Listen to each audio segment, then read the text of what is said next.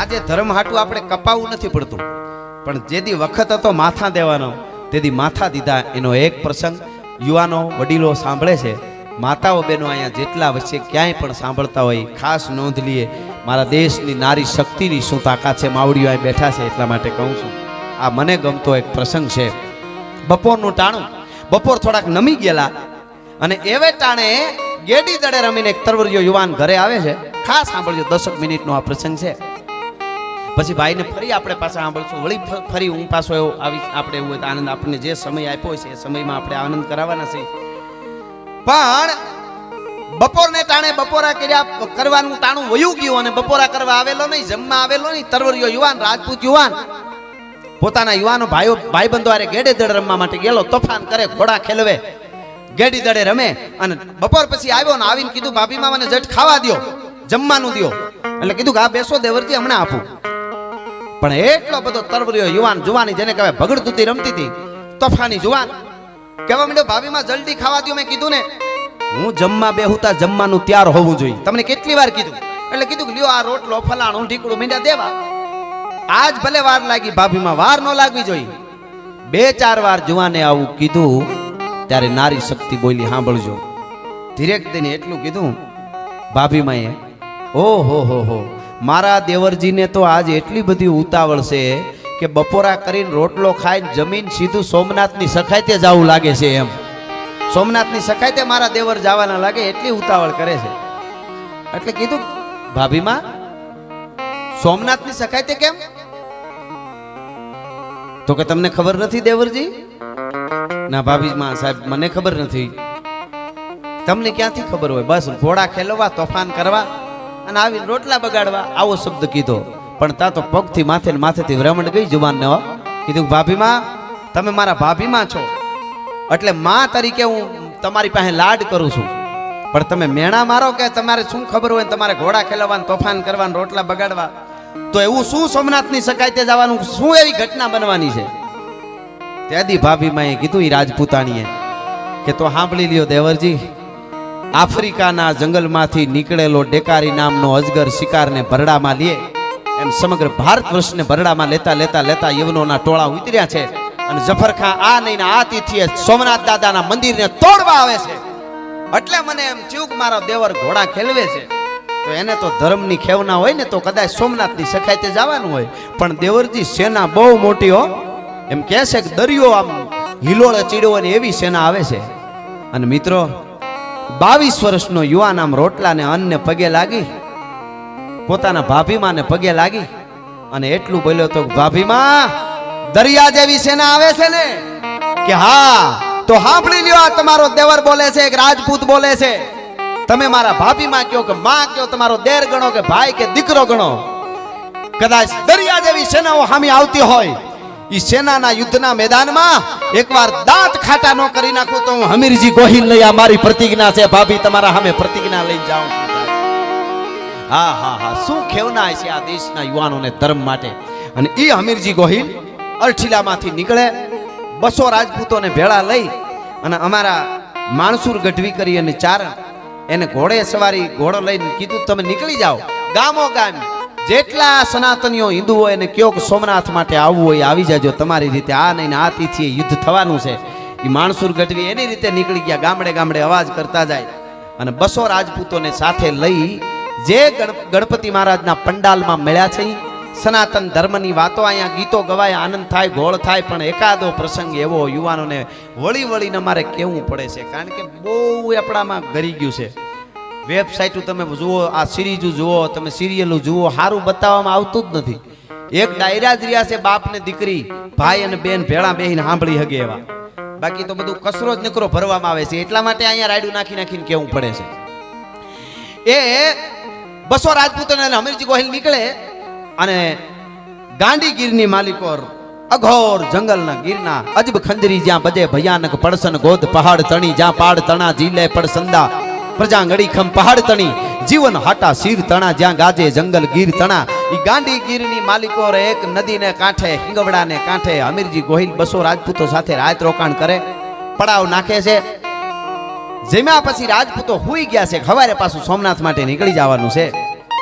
બધાય રાજપૂતો હોઈ ગયા પણ 22 વર્ષનો યુવાન અમીરજી ગોહિલને નીંદર નથી આવતી. ઘડીક આકાશમાં જોવે છે, બેઠા બેઠા જાગતા જાગતા સપના જોવે છે કે હું કાલે સોમનાથ દાદાના પટાંગણમાં 2 દી પછી જઈશ, યુદ્ધના મેદાનમાં ઉતરું, સામે જફરશાહ હાથી ઉપર બેહીને આવતો હોય, મારા કેહરિયા ઘોડાને હું સામેથી લઈને ઠપાટ મારું અને બગાગ જમ કરતો મારો ઘોડો બરાબર જફરશાહના હાથીના અંબાડીની માથે ડાબલા જવા દે અને 12 દૂન 24 ભાલા મારે આર પાર નીકળી ગયા હોય, હાથીના દંતુ ચળે મારી છાતી ફાડી નાખી હોય, કેસ કલાપ છૂટા થઈ ગયા હોય, મારા ખોપરામાંથી લોહીના રગેડા ઉતર્યા હોય અને ઈ અમીરજી ગોહિલ કે તલવારના ઝાટકાથી 2 કટકા કરું હું જફરશાહના, તો ઈ મજા આવે. હોળી વિચાર કરે એમ નહીં, પેલા દાદા સોમનાથને માથું ચડાવી દઉં અને પછી યુદ્ધમાં ઉતરું. આવા સપના જોવે છે. કાળી રાત ત્રામ ત્રામ ત્રામ ત્રામ ત્રામ તમરા બોલે છે. હાવજી ડડકું ક્યારેક ક્યારેક સંભળાય છે. શાળિયું લાળી હુકી હુકી કરે, ક્યારેક ભેરું બોલે છે. યા દેવી સર્વભૂતેષુ નિંદ્રા રૂપેણ સસ્તિતામ નમસ્તસ્ય નમસ્તસ્ય નમસ્તસ્ય નમો નમઃ. એવી કાળી રાત હતી. ઈ અંધારામાં એક ઊંડો ઊંડો અવાજ સંભળાણો કાને અમીરજી ગોહિલને. બાજુમાં 1 કિલોમીટર ચારણનું એક નેહડું અને લાખબાઈમાં કરી અને ચારણ આવીને એનો એક જુવાન દીકરો ગુજરી ગયેલો. જુવાન દીકરાનું મૃત્યુ થયું અને થોડા સમય પહેલા દીકરો ગુજરી ગયેલો, થોડા દિવસો પહેલા. એટલે રાત પડે અને માં છે ને એને નીંદર નથી આવતી કે મારો દીકરો મને યાદ આવે. ઈ લાખબાઈમાં મરસિયા ગાતા હતા, ઈ અમીરજી ગોહિલના કાને સંભળાણું. એક મરસિયો અહીંયાથી કહું કેવી રીતે ગાતા હતા. પણ હવજો સુતો સંસાર, પણ હાયર ના જળ કોઈ દી હુએ જ નહીં, મારા ઘટમાં ગુગારમાં આજ નાખીને હાલો ના ગાજણો. હવ હુઈ ગયો સંસાર પણ સાગરના જળ કોઈ દી હુએ નહીં. એમ હું મને નીંદર ન આવે મારો દીકરો. ઈ મરસ્યો અમીરજીના કાને પડ્યો, ઊભો થઈ ગયો. આ હા હા હા, આવા મરસ્યા કોણ ગાય છે. એક તો હામો કાળ ને જડબામાં ઓરાવા જાતો તો અમીરજી ગોહિલ. હવારમાં જાગી સીધો લાખબાઈ મને નેહડેજીને પગે લાગ્યો. માં મરસિયા તમે ગાતા હતા હાજે મને કીધું કોકે કે હા ભાઈ હું મરસિયા ગાતી હતી, તને કઈ અપશુકન થયું ભાઈ તો માફ કરજે. અરે માં અપશુકન હોય, ચારણ આઈનો અવાજ કાને પડે તો અમારા માટે અમારે સુકન જ કહેવાય. તો કે બીજું કાંઈ નહીં, પણ એક વાત મારી માનશો માં. અરે કયો ને મારો બાપ, રાજપૂતનો દીકરો છો ને? કે હા. કે કયો શું કામ છે? કે માં બીજું કાંઈ નહીં, મારા જે મરસિયા તમારા દીકરાને તમે રાતે ગાતા હતા એવા મારા મરસિયા ગાઈશો. અરે તારા મરસિયા? તો કે હા મારો બાપ અમીરજી ગોહિલ રાજપૂત, તને કરોડ દિવાળી મારો બાપ. તારા આવો જુવાન જોત, આવો રૂડો રૂપાળો જુવાન અને મરી જવાનું હું કામ વિચારે છે? તારા હું કામ મરસિયા ગાવાનું કહેશો? તેથી અમીરજી ગોહિલે કીધું કે માં ખોળ્યું તમારી સામે રહ્યું ને, ઈ તમને જીવતું દેખાય પણ માથું સોમનાથને આપી દીધું છે. દાદા સોમનાથ માટે હું જાઉં છું માથું દેવા માટે. હા હા હા, એવું છે કે હા.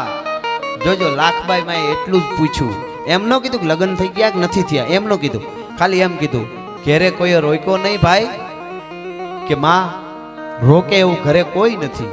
એટલે એમ પૂછી લીધું કે હજી લગ્ન નથી થયા, એમ હજી રોકવા વાળું કોઈ છે નહીં માં. અને તેદી કીધું તો તું કુંવારો છો ભાઈ? એમ તો કે હા. કે લગ્ન કરી અને પછી સોમનાથના માટે જાન સખાય તે માથું ચડાવીને તો વધુ રૂડું લાગે હો. અને બીજું ઈ કે તારો એક રાત અહીં રોકાઈ જાય, તારો વંશ રહી જાય. તેથી અમીરજી ગોહિલે કીધું કે માં કાલે માથું સોમનાથને ચડાવી દેવાનું હોય અને આજે એક દિવસ માટે મારી હારે કોણ ફેરા ફરે આ મળા હારે. તેદી લાખબાઈ માં કીધું તું કે મળાની હારે ફેરા ફરે ને એવી રાજપૂતાણીઓ હજી જીવે છે આ જગતના ચોકમાં, રાજપૂતાણીઓ જીવે છે. અને કીધું કે એમ? તો કે હા હાલો હું જાઉં છું આગળ. લાખબાઈ માં કીધું ચારણાએ અહીંયા વેગડા ભીલની ફૂલવાડી છે, ન્યા વેગડો ભીલ છે, એની દીકરી રાજલ, એની હારે તારે લગ્ન કરવાના છે. હું પેલા એને જઈને વાત કરું છું ને તારા 200 રાજપૂતો વાહે બધાય આવો, મારું પેલા વહેલું નીકળી જાય. લાખબાઈ માં વેગડા ભીલ પાસે આવ્યા. ટૂંકમાં વાત કરું મિત્રો, વેગડા ભીલ ને આવ્યા એટલે કીધું રાજી થઈ ગયો વેગડો ભીલ, માં અમારા આંગણે તમે આવ્યા એટલે કીધું કે હા, વેગડા ભીલને કીધું ભાઈ હું આજ કામે આવીશું ને વચન માગું તારી પાસે કે માં માથું કયો તો માથું આપી દો. માથું નથી જોતું, તારી દીકરી રાજલના ફેરા ફેરવવાના છે હમીરજી ગોહિલ માટે. કે હમીરજી ગોહિલ? તો કે હા. કે માં એ તો સોમનાથની સખાતે નીકળેલો છે, મેં સાંભળ્યું. એ તો યુદ્ધમાં કાયમ આવ્યો. તો કે હા, આજનો દી આજની રાત રોકા હે ને કાલે સોમનાથે જઈને માથું ચડાવી દે. કે એની હારે લગ્ન? તો કે હા, સમય આવી ગયો છે, તારી દીકરી રાજલને એને પરણાવવાની છે. કે માં બહુ રાજી, હમીરજી ગોહિલ જેવો વરરાજો મળતો હોય મારી રાજલ ન કેમ ન આપું. હકીકતમાં મિત્રો વાત એવી હતી કે રાજલ જે વેગડા ભીલની દીકરી હતી એ પાલક પિતા એનો હતો વેગડો ભીલ. જેઠવા રાજપૂતોની દીકરી હતી. જેઠવા રાજપૂતો તુલસીશ્યામની જાત્રાએ ગયેલા અને એમાં ભીલોની આરે ધીંગાણું થયું. રાજપૂતો બધા કપાઈ ગયા, થોડા હતા એટલે કપાઈ ગયા રાજપૂતો. અને રાજપૂતાણીઓ હતા, એમણે જોહર કરી લીધું. 5 વર્ષની એક દીકરી ભેળી હતી, બચી. ઈ દીકરીનું મરતા મરતા જેઠવા રાજપૂતે બાવડું પકડી અને વેગડા ભીલને દુશ્મનના હાથમાં દીકરી દીધી ને કીધું કે આનો આજથી બાપ તું આને પરણાવી દેજે હારો રાજપૂત જોઈને. ઈ રાજલ વેગડા ભીલ આરે મોટી થઈ હતી. અને એ વેગડા ભીલને ખબર હતી કે હમીરજી ગોહિલ જેવો ક્યાં મળે વરરાજો. અને એ રાજલ એટલે વેગડા ભીલે એટલી વાત કરી ખાલી લાખભાઈ માને કે હું પરણાવી દઉં, આજ ના આજ ઘડિયા લગ્ન લઈને આજ ફેરા ફેરવી દઉં. પણ માં, મારી લાડકી દીકરી રાજલ મારો કાળજાનો કટકો છે. મેં કોઈ દી એવું વિચાર્યું નથી કે રાજલ મારી હગી દીકરી નથી. મેં સપનામાં એવું નથી વિચાર્યું. મારો જીવ છે, જે કહેવાય મારો શ્વાસ મારી રાજલ છે. મારે એને જરાક પૂછવું જોઈએ કે એક જ રાત હમીરજી ગોહિલ રોકાવાના છે અને પછી ખપી જાય યુદ્ધમાં ધર્મ માટે. તો બેટા રાજલ તને વાંધો નથી ને? એટલું મારી દીકરીને પૂછતો આવું. વેગડો ભીલ જાય પૂછવા. મિત્રો, ગીરના ઈ ઝૂંપડા હોય ભીલના, એ ઝૂંપડાની ભીતમાં ગાયર કરતી હતી રાજલ. 18 વર્ષની દીકરી, વેગડા ભીલની દીકરી આમ ગાયરું કરતી હતી.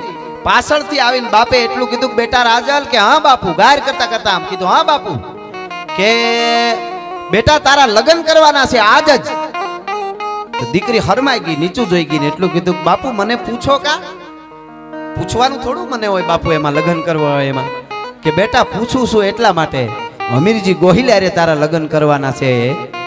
અને હમીરજી ગોહિલ એક રાત રોકાય અને કાલે દાદા સોમનાથ માટે ખપી જવા માટે નીકળી જશે અને સોમનાથને મસ્તક આપી દેશે. એક જ રાતનો સંસાર છે બેટા. અને મિત્રો, ઈ રાજલ આમ ગાયરું કરતી કરતી એના બાપને એમનેમ જવાબ આપતી હતી. આમ જોતી નહોતી પાછળ, પણ કીધું કે એક જ રાતનો સંસાર, એક જ રાત રોકાય. હમીરજી ગોહિલ હારે તારા લગ્ન કરવાના છે. તેથી ગારાના છાંટા ઉડેલા હતા ની પરસેવોને આમ લૂસતા લૂસતા આમ કરીને આમ રાજલે જોયું બાપની સામું અને એટલું કીધું કે બાપુ એક જ રાત રોકા હે ને વરરાજો અહીંયા? તો કે હા. તો સાંભળી લ્યો, ચૈયર પેરું સુડલો ઝીણરી અખિયા લાલ, પછી ઘડી ભર રહું સુહાગણી તોય મારું આખું આખું. જેટલી જેટલી મારી બેનપણીઓ મારી પાસે આવતી અને મને કહેતી તું બધાય માગા ઠેલે છે, તો તારે કેવો વરરાજો જોઈ, કોનો ચૂડો પહેરવો છે? તેથી હું એક જ વાત કરતી હતી કે સૈયર પેરું સુડલો ઝીણરી અખિયા લાલ, ઘડી ભર રહું સુહાગણી તોય મારું આખું આખું ન્યાલ. મિત્રો, એ રાજલ હમીરજી ગોહિલારે એમના લગ્ન થાય છે વેગડા ભીલને ત્યાં. અને બીજા 200 રાજપૂતો હતા, એને ભીલની કન્યાઓને ઈ પરિણ્યા.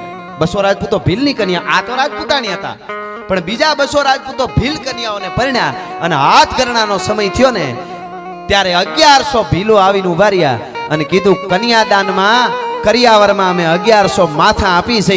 200 રાજપૂતના હમીરજી ગોહિલના માથા પડે એની પહેલા અમારા માથા પડી જાય તો જ એના સુધી ઘાવ ફૂગવા દઈશું. અમે ભીલો પ્રતિજ્ઞા લઈ છે.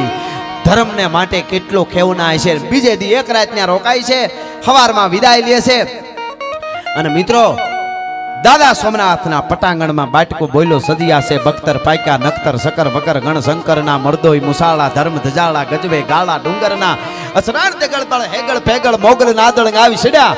દેવો ને દેવળ બસિયા ભળભળ વાદળ વાદળ ટીટ મળ્યા. હઠીલા વાળા હમીર હઠાળા પાટણ જઈ મેદાન પીડ્યા. યુદ્ધના મેદાનમાં હમીરજી ગોહિલ 200 રાજપૂતો અને 18 વરણ તેથી માણહુર ગઢવી ઘોડા લઈને ગામો ગામ કહી આવ્યો તો તેથી કપાણા હતા. મિત્રો, હું તમે ધર્મ માટે આજે કાંઈક નીકળે એટલે બોલવા વાળા થોડાક બોલે ને બીજા નથી કોઈ બોલતા.